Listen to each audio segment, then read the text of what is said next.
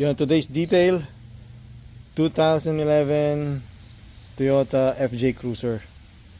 Ito yung napaka-poging FJ Cruiser. Isa sa pinaka timeless na design ng Toyota. Hindi mo akalaing 2011 pa.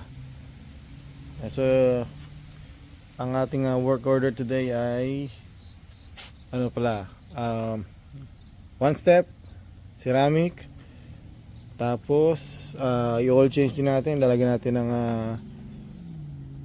maglalagay ako ng freon, dadagdag tayo ng freon. Tapos yung mga pangilalim gustong pa-sprayan ng pang ano ng rust. So pero kailangan dyan lilihahin muna, tapos lalagyan ng mga i-sprayan. So anyway, ito yung ating didito ngayon. Ito lang ang wala akong magagawa dito guys, kasi tingnan nyo naman, wala na talaga. Cheap na. So gagawa ko lang dito, papolish ko lang itong mga yan, tapos ito matatanggal na yan talaga eh. So kung ano man yung mapapakintag natin dito sa side na to, sa gitna, yun lang. Dito lalagyan natin ng ceramic. Pero yung mga cheap na yan, wala lang magagawa dyan. Ayan, so merong pwedeng gawin dito. It's either pa-repaint or ipa-wrap itong hood lang. So nagtanong ako, nasa 500 na ata, tapos 700 ako sinisingil. Anyway, ayan. So ito yung condition. Mapakita ko lang muna sa inyo yung condition. Yan, itong meron akong nilagay dyan eh. Hindi ko lang alam bakit siya natanggal. Siguro sa car wash or meron pinakabit sa akin dyan ng few months ago eh. Hindi ko lang alam kung ano nangyari. Yan, pero yung mga clips niya, ayan, mga bago lahat yan eh, naiwan. So hindi ko lang alam bakit natanggal. Yan, so yung bubong pakita ko sa inyo. Yan, so yan, yung condition niya, makita nyo, wala naman siyang mga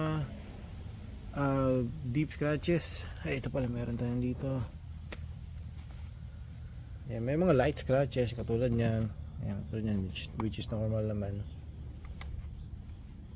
Ay, ito, yan guys, meron. Yan, ito, mahirap na yan. Ayan, so anyway, nakita ko muna sa inyo. Yan, yung gulong, hindi ko lang alam, baka tanggalin ko yan dahil sigurado ako hindi malilinis mabuti yan, kasi ang liliit nung niya. Hindi malilinis yung mga ibang parts, pero susubukan pa rin natin. So ito siya. Ayan, so ngayon kakarush na ako. Unahin ko na siguro yung ilalim para matiyo na agad, para maanuhan na natin. Umpisahan na natin siguro yun. Yan, pakita ko sa inyo yung ilalim pala. Ayan, ito yata yung mga sakit ng Toyota na to eh. Ayan, so anyway, biglang pinakita ko muna sa inyo guys. Ayan, so ayun, karosya na ako, tapos back oil change, tapos pagpipaint na ako ng ilalim.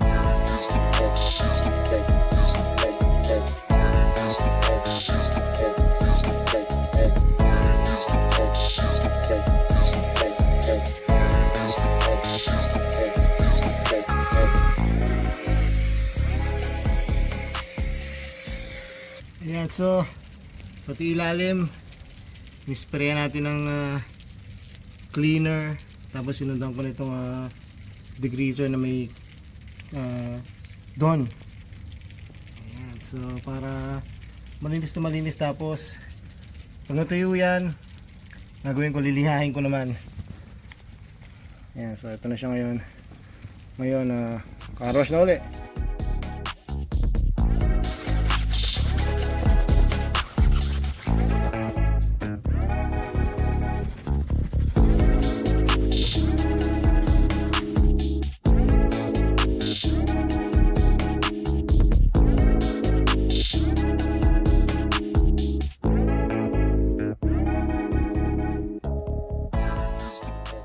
Ayan, so natabas na yung car wash. Kita sa camera, parang sobrang kintab. Oh. Ang ganda, pero sa personal, hindi gaano. Ayan, so yung rims, ayan, nalinis na natin. Kaso meron siyang mga ano dito, parang sticker. At yung ano, pinagdikitan nung tingga. Ayan, so pero malinis na. Tires, malinis na. Tapos yung ilalim na sabon. Tapos na power wash. Pero ito yun naman, yan lang talaga. Kailangan talagang ano, lagyan ng pinturahan, ganun. Tapos yung kanyang mga trims. Hindi ko lang pick up guys. Ito niya yung condition. Ayan, so ayun ang condition ng paint. Ayan, pero overall maganda, pati yung bubong. Ayan, kulang lang sa polish, pero okay naman. Ito meron siya ano dito. Ayan, so papakita ko lang muna sa inyo yung mga trims. Ayan, kailangan na rin i-restore. So ayan, maganda pa yung talagang condition, tsaka timeless. Nice na sa kabila. Ayan, kita nyo, oh. Poging-pogi. Ayan, so hindi ko lang napipick up sa camera, pero ayan, tingnan mo. Ano na siya? Oxidized. Mas dito ang daming scratches. Ayan, tatanggalin natin lahat yan. Ayan, so yan, maglalagay muna ako ng mga tape. Tapos polish na.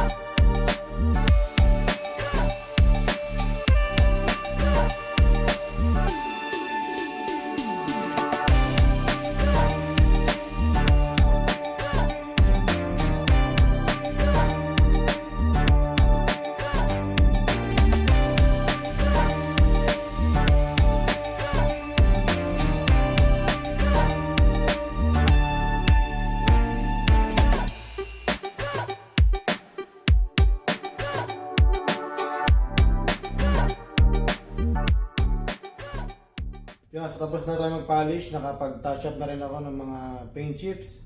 Actually, 4 na kulay yung ginawa ko kasi may maroon, may silver, may white, tapos may black.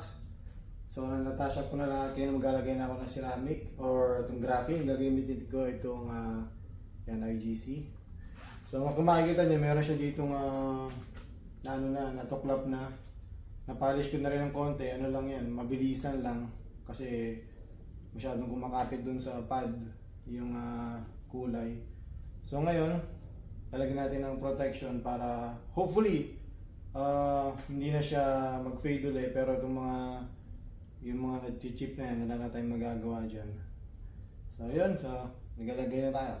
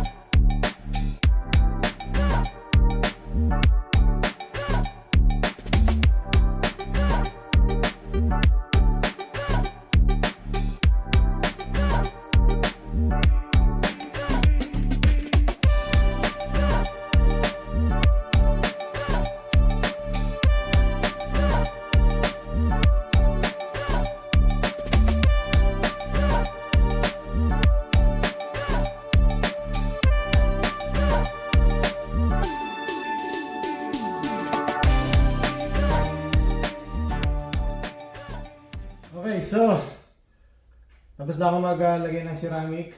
Ngayon naman maglalagay ako ng trim restorer. Ito ceramic dito, ito yung gagamitin natin. Hindi ko lang kung nakikita nyo.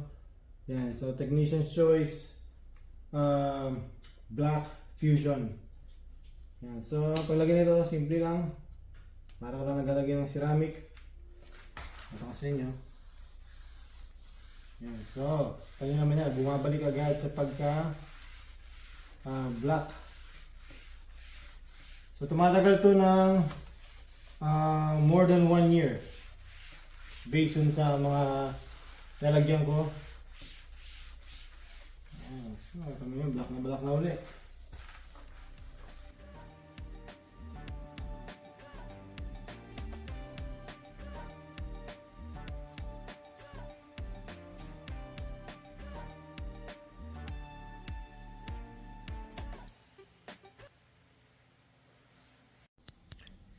Ayan na siya guys. Kita nyo naman. Poging pogi. FJ Cruiser 2011. Kita nyo naman. Ang laki na ng pinagbago. Ayan. So pati yung mga trims. Restored na rin yan. Naglagyan na tayo ng ceramic. Dito guys. Ang laki ng pinagbago na nandito. Ayan. So hindi na siya ganong halata. Dahil nilagyan natin ng ceramic din ng graphene. Yan, pero ito wala lang magagawa dyan. Talagang metal na eh. So ginawa ko dito, mabilisang polish lang dyan kasi clear coat na ano na yun, paint na yung pinapolish natin. Tapos manipis na. Tapos kumakapit na sa pad. So mabilisan lang talaga para lang magkakulay uli. Yan, pero ito nyo naman, no? Laki na pinagbago, tsaka dami kong mga tinachap. Dahil, daming chips. Paint chips. Yan, kita nyo yung mga trims. Ang ganda, parang bago ulit, oh. Yan, kita nyo naman guys, oh. Halos lahat na ng swirl marks tanggal na. Halos lahat ng scratches tanggal na. Pero yung iba may mga deep scratches pa. Yan, so yan yung ano pala, yung pang ilalim. Mamaya ko palang magagawa. Separate video na lang siguro. So ayan siya, MG Cruiser. Ganda ng kulay. Ayun, so yan, pinakita ko lang sa inyo. Ayan guys, kung gusto niyo yung mga ganitong klaseng mga videos, mga paglilinis, detailing, kung talagang mahilig kayo maglinis ng sasakyan nyo, yan, so at gusto niyo yung mga ganitong content natin, paki-like, share, subscribe naman dyan. Alright, see you sa next video. Check this out.